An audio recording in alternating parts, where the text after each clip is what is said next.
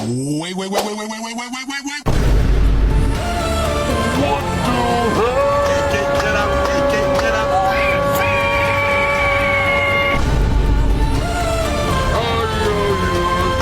Get up, YouTube, Tempo. Tento ya, Big Boy. Assalamualaikum warahmatullahi wabarakatuh. Halo teman-teman semua, perkenalkan nama saya Cirmawati dengan NIM 2311029 dari kelas PAI 2A, Prodi Pendidikan Agama Islam, Fakultas Tarbiyah IAIN Syekh Abdurrahman Siddiq, Bangka Belitung. Baik, di sini saya akan memaparkan 3 materi guna untuk memenuhi nilai UAS mata kuliah usul fiqh. Baik, materi pertama ada Al-Quran dan metodologinya. Al-Quran diturunkan pertama kali kepada Rasulullah SAW ketika beliau sedang bertakafur di Gua Hira pada tanggal 17 Ramadan bertepatan 6 Agustus 611 Masehi. Sejak saat itu, 17 Ramadan diperingati sebagai nuzul Quran oleh umat Islam. Al-Quran diturunkan secara berangsur-angsur selama 22 tahun, 2 bulan, dan 22 hari.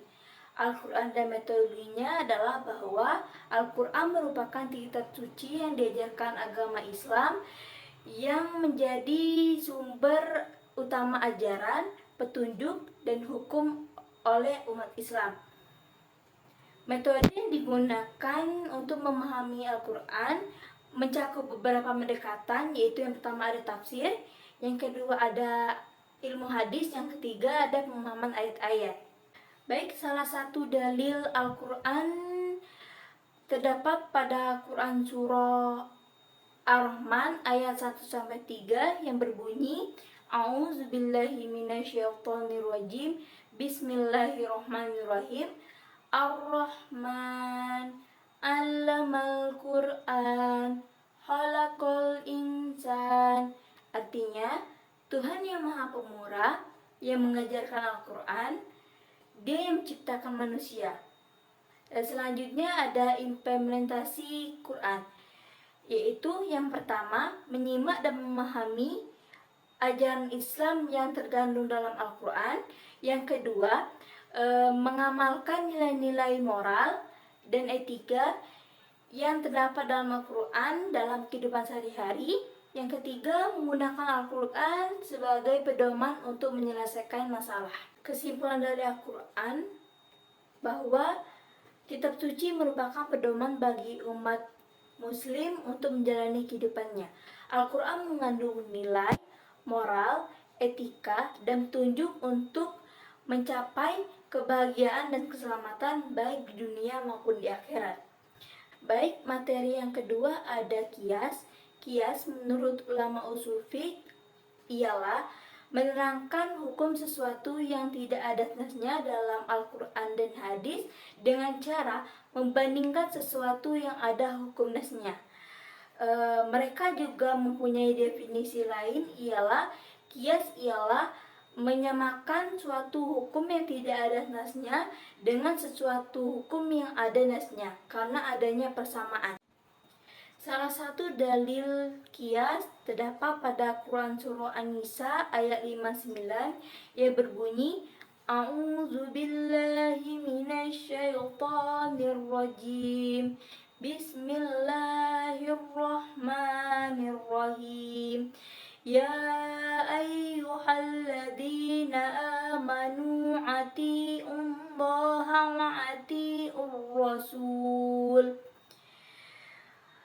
ati'ur rasul wa ulil amri minkum fa in tanaza'tum fi syai'in farudduhu ilallahi wa rasuli in kuntum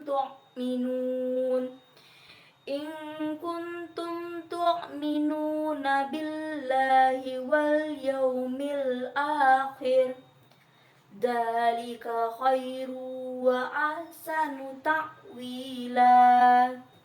Artinya, wahai orang-orang yang beriman, taatilah Allah dan taatilah Rasul Muhammad dan ulil amri, pemegang kekuasaan di antara kamu. Kemudian Jika kamu berbeda pendapat tentang sesuatu, maka kembalikanlah kepada Allah atau Al-Quran dan Rasul atau sunnahnya.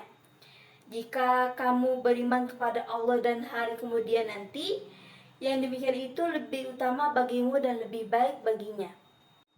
Implementasi dari kias yaitu: 1. Kias digunakan untuk menentukan suatu hukum permasalahan. Yang kedua, kias digunakan untuk menanggapi isu-isu dan kompleks yang muncul. Yang ketiga, ketika menentukan hukum terkait peruangan seperti riba, kias digunakan untuk menafsirkan prinsip-prinsip yang diterapkan dalam Al-Quran. Kesimpulan kias bahwa kias itu adalah metode yang penting dalam hukum Islam yang mengajarkan atau memungkinkan para ulama untuk menetapkan situasi-situasi yang tidak secara langsung diatur dalam Al-Quran atau hadis. Baik, materi yang terakhir ada ijtihad. Definisi ijtihad menurut bahasa berasal dari kata bahasa Arab, yaitu yang artinya mengarahkan segala kesanggupan untuk mengerjakan sesuatu yang sulit. Salah satu dalil ijtihad terdapat pada Quran Surah An-Nisa ayat 105 yang berbunyi, A'udzu billahi minasyaitonir rajim. Bismillahirrahmanirrahim. Inna anzalna ilaikal kitaba bil haqqi litahkuma bainan nasi bima arakallah wala takul lil khainina qasima.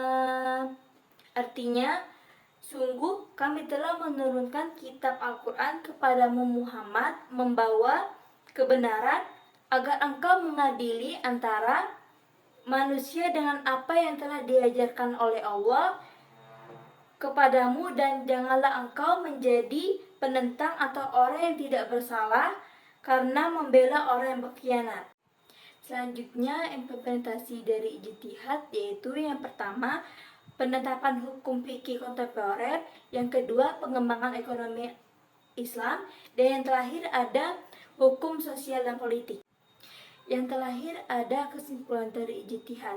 Kesimpulan ijtihad adalah upaya intelektual dan metodologis seseorang mujtahid untuk menggali, memahami, dan menetapkan hukum syariat Islam dari sumber-sumber utamanya seperti Al-Quran dan hadis.